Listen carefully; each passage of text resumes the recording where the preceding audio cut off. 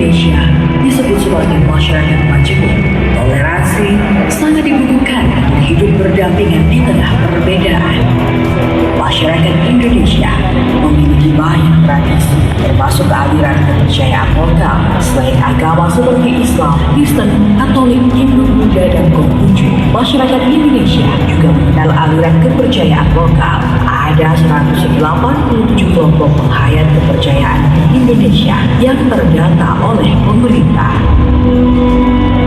Ribuan tahun yang telah lalu, bahwa sejak manusia ada di Pulau Kalimantan,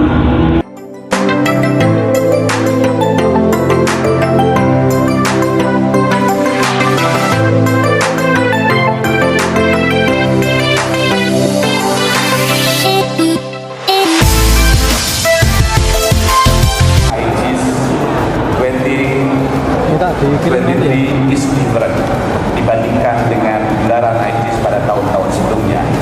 Pertama, pemilihan tema utama yang diangkat pada IGIS tahun ini merupakan wujud respon atas tantangan yang pernah disampaikan oleh Gus Menteri pada gelaran IGIS baik di Solo tahun 2021 maupun IGIS di Mataram tahun 2022. Jika IGIS sebelumnya menekankan pada sharing idea dalam berbagai disiplin ilmu yang berkembang di lingkungan perguruan tinggi keagamaan Islam, sehingga tema yang diangkat cenderung lebih luas. IGIS 2023 dilakukan sebagai forum in-depth discussion di bidang ilmu fikih, sehingga temanya lebih fokus. Yang kedua, IGIS 2023 mengintegrasikan kajian teoritis dengan pengalaman empiris tentang pentingnya nilai-nilai kemanusiaan dan spirit perdamaian dalam perilaku beragama dengan mempertemukan para pelaku di lapangan dan akademisi ternama. Ketiga, baru pertama kali ini penyelenggaraan IGIS berkolaborasi dengan 10 jurnal PTKI terindeks Scopus dari 55 jurnal terindeks Scopus yang mendaftar sebagai mitra IGIS. Dan kita Tadhana Dharma Mangruah. Oleh karena itu, beragam budaya yang tadi muncul, saya rasa tidak mudah dicari dari berbagai negara lain. Ada Yamko Rabe Yamko, artinya bahwa itu lagu Papua. Peningkatan ke pasar keputaran. Mari bergandengan tangan agar saling menguatkan. Terima kasih semuanya. Dan untuk para mahasiswa yang seumur-umur sudah berjajar-jajar seperti ini, pokoknya begini, kalau pergi ke Telaga Sarangan, maka kendaraannya ambil roda 4. Kalau mau cari pasangan, jangan sampai salah alamat. Terima kasih semuanya. Terima kasih semuanya. Selamat datang di Jawa Timur. Selamat datang di bumi Majapahit. Wallahul muwaffiq ila aqwamit thoriq. Wassalamualaikum. Ke-22 tahun 2023 ini mengangkat tema yang luar biasa, Recontextualizing Faith for Equal Humanity and Sustainable Peace. Ini tema yang sangat penting karena relevan dengan apa yang sedang kita hadapi sekarang ini.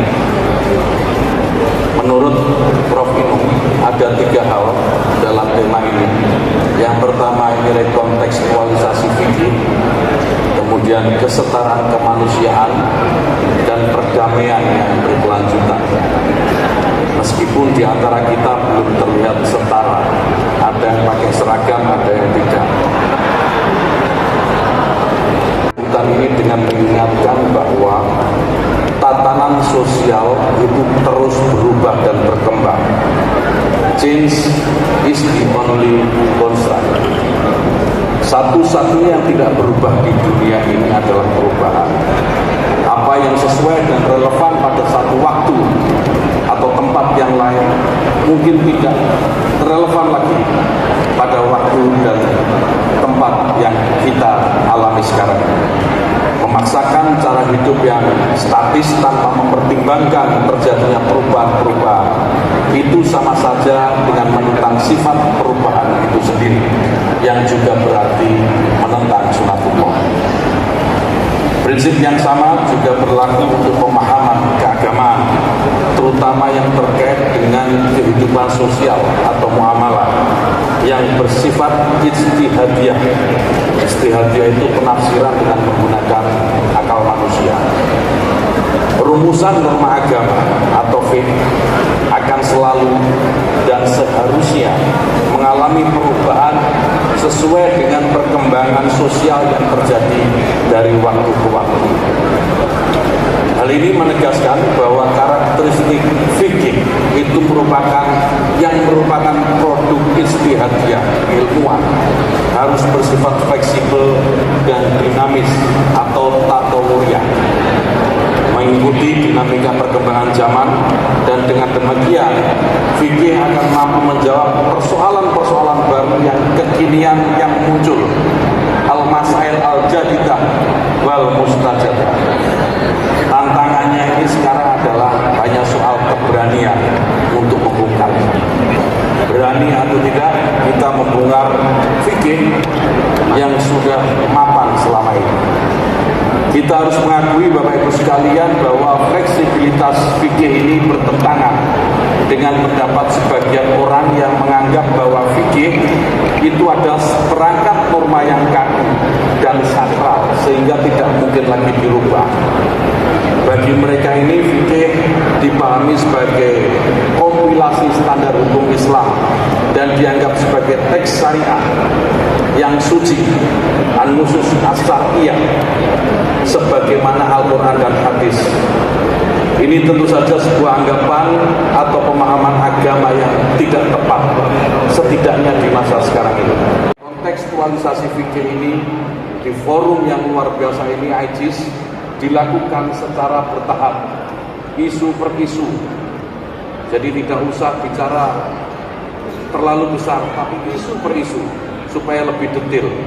Isu yang selama ini menjadi problem serius dalam kehidupan kita berbangsa dan bernegara, terutama adalah isu yang terkait dengan hubungan antara muslim dan non-muslim, kafir dan non-kafir, sambil terus menggali potensi-potensi kebekuan fikih vis-a-vis realitas sosial untuk dibahas pada forum-forum IJIS selanjutnya. IJIS ke depan, isu atau topik yang diangkat jangan sampai discontinue dengan isu yang akan kita bahas mulai hari ini. Ibu Gubernur yang kita cintai, Bapak Ibu sekalian yang saya hormati, saya ingin mencontohkan beberapa hal. Sesaat ketika rezim Orde Baru runtuh pada tahun 1998, kita dihadapkan pada berbagai konflik berdarah yang semuanya dibalut dan dieskalasi melalui narasi agama. Konflik kekerasan meledak di Ambon, di Sulawesi, di Poso, di Maluku, dan banyak tempat lainnya. Persis ketika kita memasuki era keterbukaan pasca reformasi. Tekstualisasi fikih.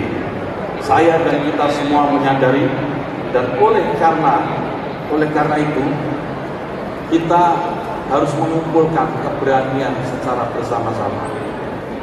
Bapak Ibu sekalian, karena setiap pandangan keagamaan yang otoritatif itu pasti merupakan proses dari hasil ijtihad yang juga otoritatif. Wacana Islam klasik yang meletakkan syarat-syarat atau kriteria yang sangat berat untuk bisa dipenuhi seseorang disebut sebagai fuqaha atau mujtahid. Kepada keyakinan yang masih saja terjadi sebagai manusia yang dikaruniai akal, kita tentu tidak boleh hanya diam. Kita harus memilih bagian mana yang bisa kita perbantukan untuk membangun peradaban umat manusia. Kita yang di Kementerian Agama ini sebagai bagian dari institusi pemerintah yang membawa misi keagamaan, sebenarnya kita bisa dengan mudah mengambil porsi ini, yaitu porsi yang terkait dengan isu-isu keagamaan tentu saja. Apalagi sesungguhnya kita semua yang berada di ruangan ini memahami betul paradoks agama, sehingga membantu membendung gelombang kebencian komunal dan kekerasan yang mengancam dan menelan kemanusiaan baik secara sembunyi-sembunyi atau terbuka dengan menggunakan dalil-dalil agama sebagai pijakan dasar. Pilihan gubernur DKI beberapa waktu yang lalu dan pilihan presiden 2 periode terakhir ini menjadi bukti kepada kita semua dalam kesempatan yang luar biasa ini. Mari kita bersama-sama melihat agama sebagai sumber ajaran mulia yang memerintahkan kita untuk mengembangkan kebajikan atau akhlakul karimah, untuk melayani sebagai berkah semua ciptaan atau rahmatan lil alamin. Ini adalah aspek spiritual dari agama yang menyebut kita untuk menjadi manusia yang sebenar-benarnya dan memanusiakan, bukan memusuhi yang lain. Dan jika Tuhan berkehendak, Dia pasti bisa membuatmu semua menjadi komunitas tunggal atau ummah wahidah. Tetapi Dia menghendaki sebaliknya untuk menguji kalian dengan karunia yang telah diberikan kepada kalian. Lalu satu sama lain berlombalah dalam melakukan perbaikan. Kepada Tuhan semua harus kembali, dan kemudian Dia akan membuatmu benar-benar memahami semua yang selama ini kalian perselisihkan. Quran surat 5 ayat 48. Ayat ini yang diungkapkan kepada Nabi Muhammad SAW selama tahun terakhirnya di Madinah, menunjukkan bahwa tidak mungkin untuk kelompok manusia manapun memaksakan agama tunggal menjadi pemeluk satu agama saja. Setiap manusia adalah anak Adam dan secara bersama-sama merupakan sebuah komunitas tunggal yang bersatu sebagai wakil Allah di bumi atau khalifah fil ardh. Khalifah dalam konteks ini jangan digunakan untuk menunjuk konteks politik atau kekuasaan, tapi khalifah ini adalah menunjukkan pada konteks spiritual. 22 tahun, sebuah etapa yang sangat panjang, 22 tahun. Jika saya tidak salah, sekali lagi jika tidak saya salah, ISIS ini memiliki tujuan besar yang kurang lebih sama seperti yang saya sampaikan tadi, dialamatkan sama seperti yang saya sampaikan. Bagaimana agama bisa menjadi rahmat bagi seluruh sekalian alam. Selamat berpadu pikir untuk memberikan sumbangan terbaik bagi peradaban manusia.